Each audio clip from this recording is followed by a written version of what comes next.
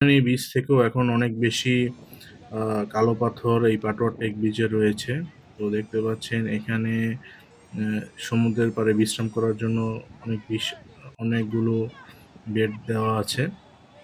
তো এখানে এক্টিভিটিস খুব একটা দেখা যাচ্ছে না। কিন্তু এখানের যে দৃশ্য অন্যান্য বিচের তুলনায় অনেক বেশি সুন্দর। কারণ এখানে রয়েছে কালো পাথর।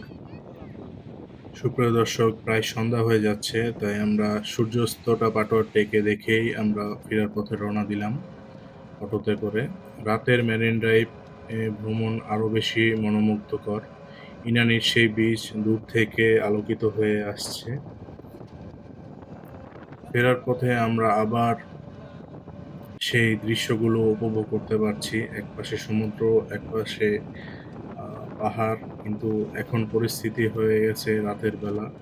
এজন্য ফিলিংটা অন্যরকম লাগতেছে। দিনের থেকে রাতে বেশি ভালো লাগতেছে। কারণ রাতের আবহাওয়াটা একটু ঠান্ডা।